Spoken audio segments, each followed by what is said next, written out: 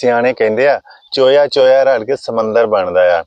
ਜਿੱਦਾਂ ਆਪਾਂ ਹੁਣ ਕਣਕ ਬੀਜੀ ਆ ਨਾ, ਤੇ ਇਹਦੇ ਵਿੱਚ ਆਪਾਂ ਯੂਰੀਆ ਖਾਦ ਪਾਉਣੀ ਆ ਨਾ, ਪਹਿਲਾ ਪਾਣੀ ਹੈਗਾ ਤੇ ਕਿੱਦਾਂ ਪਾਉਣੀ ਆ, ਇਹ ਸਹੀ ਤਰ੍ਹਾਂ ਪਾਵਾਂਗੇ, ਇਹਦੇ ਚੋਂ ਆਪਾਂ ਨੂੰ ਕੁਛ ਪੈਸੇ ਬਚਣਗੇ। ਫਿਰ ਉਹ ਇਸ ਤਰ੍ਹਾਂ ਬਚਤਾਂ ਕਰਦੇ ਕਰਦੇ ਤੇ ਫਿਰ ਆਪਾਂ ਨੂੰ ਚੋਖਾ ਮੁਨਾਫਾ ਹੋ ਸਕਦਾ ਆ।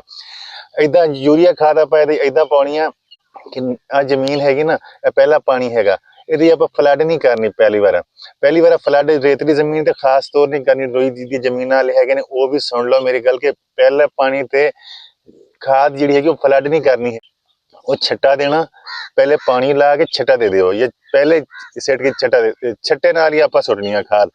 ਫਿਰ ਉਹ ਸਹੀ ਥਾਂ ਪਹੁੰਚੂ। ਕਿਉਂ ਜੋ ਅਜੇ ਆ ਦੇਖੋ ਨਾ, ਆ ਨਿੱਕੀ ਹੈਗੀ, ਇਹਦੀ ਜੜ ਜਿਹੜੀ ਹੈ ਉਹ ਅਜੇ ਛੋਟੀ ਹੈਗੀ, ਨਿੱਕੀ ਜੀ ਹੈਗੀ। ਤੇ ਜਿਹੜਾ ਆਪਾਂ ਫਲੱਡ ਕਰਾਂਗੇ ਨਾ ਖਾਦ, ਉਹ ਤੇ 5-6 ਇੰਚ ਥੱਲੇ ਪਾਣੀ ਚੱਲ ਜਾਣਾ ਨਾ, ਤੇ ਉਹ ਸਾਰੀ ਜਾਇਆ ਹੋ ਜਾਊਗੀ। ਆ ਤੇ ਬਣੀ ਹੋਈ ਹਵਾ ਨਾਲ ਹੁੰਦੀ ਆ, ਹਵਾ ਨਾਲ ਹੀ ਕੁਛ ਕਰਦੇ ਆ ਤੇ ਉਹਦੀ ਕੋਈ ਚੀਜ਼ਾਂ ਮਿਲਾਉਂਦੇ ਆ ਤੇ ਦਾਣੇ ਬਣਾਉਂਦੇ ਆ। ਇਹ ਤੇ ਛੇਤੀ ਫਿਰ ਉੱਡ ਜਾਂਦੀ ਆ।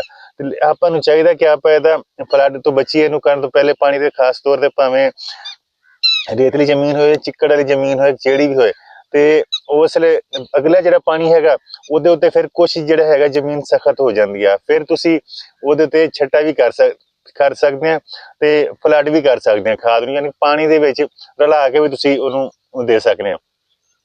ਏਦਾਂ ਆਪਾਂ ਦਈਏ ਨਾ, ਉਹ ਫਿਰ ਪਾਣੀ ਵਹਿ ਜਾਂਦਾ ਹੈ, ਨਾਲ ਹੀ ਖਾਦ ਵਹਿ ਜਾਂਦੀ ਆ, ਤੇ ਪਾਣੀ ਥੱਲੇ ਲੱਥ ਜਾਂਦਾ ਆ। ਉਹ ਫਿਰ ਉਹ ਸਹੀ ਉਹਦੀ बढ़ोतरी ਨਹੀਂ ਹੁੰਦੀ, ਉਹਦਾ ਟੋਰਾ ਸਹੀ ਨਹੀਂ ਹੁੰਦਾ। ਫਿਰ ਕਣਕ ਦਾ ਜਦੋਂ ਕਣਕ ਦਾ ਟੋਰਾ ਸਹੀ ਨਹੀਂ ਹੋਗਾ ਤਾਂ ਸ਼ਗੂਫੇ ਨਹੀਂ ਬਣ ਗਏ, ਸਹੀ ਤਰ੍ਹਾਂ ਕਮਜ਼ੋਰ ਰਹੇਗੀ, ਫਿਰ ਉਹ ਆਪਣੀ ਪੈਦਾਵਾਰ ਨਹੀਂ ਦੇਊਗੀ ਤੇ ਆਪਾਂ ਨੂੰ ਮੁਨਾਫਾ ਆਪਣਾ ਉੱਥੇ ਮਾਰਿਆ ਜਾਂਦਾ। ਸਹੀ ਤਰੀਕੇ ਨਾਲ ਆਪਾਂ ਖਾਦ ਪਾਈਏ। ਇਹ ਸ਼ੁਰੂ ਦੀ ਚੀਜ਼ਾਂ ਹੈਗੀਆਂ ਨੇ। ਆਪਾਂ ਸ਼ੁਰੂ 'ਚ ਆ ਕਰਾਂਗੇ ਨਾ, ਬੁਨਿਆਦ ਆਪਾਂ ਚੰਗੀ ਰੱਖਾਂਗੇ ਤੇ ਫਿਰ ਉਹਦੀ ਉੱਤੇ ਇਮਾਰਤ ਵੀ ਚੰਗੀ ਤਮੀਰ ਹੋਊਗੀ। ਆਹ ਇਹਦੀ ਬੁਨਿਆਦ ਹੈਗੀ, ਤੇ ਇਹਦੀ ਆਪਾਂ ਨੂੰ ਬੱਚਤ ਵੀ ਇਹਦੇ 'ਚ ਆ, ਆਪਾਂ ਨੂੰ ਮੁਨਾਫਾ ਵੀ ਇਹਦੇ 'ਚ ਆ। ਇਹਨੂੰ ਕਿ ਆਪਾਂ ਇਹਨੂੰ ਫਲੱਡ ਨਾ ਕਰੀਏ, ਛੱਟਾ ਦਈਏ। ਠੀਕ ਹੈ ਜੀ। ਤੇ ਇਨਸ਼ਾਅੱਲਾ ਫਿਰ ਆਪਣੀ ਕਣਕ ਦੇ ਮੁਨਾਫੇ ਵੀ ਚੋਖੇ ਹੋਣਗੇ। ਮੇਰੇ ਚੈਨਲ ਤੁਸੀਂ ਨਵੇਂ ਹੈਗੇ, ਜੇ ਮੇਰੀ ਗੱਲਾਂ ਕੋਈ ਪਸੰਦ ਆਈਆਂ ਤੁਹਾਨੂੰ, ਤੇ ਫਿਰ ਤੁਸੀਂ ਮੇਰੇ ਚੈਨਲ ਨੂੰ ਸਬਸਕ੍ਰਾਈਬ ਜ਼ਰੂਰ ਕਰਨਾ ਤੇ ਲਾਈਕ ਵੀ ਕਰਿਓ ਜੀ। ਮਿਹਰਬਾਨੀ। ਅਗਲੀ ਵੀਡੀਓ 'ਚ ਮਿਲਾਂਗੇ ਤੁਹਾਨੂੰ।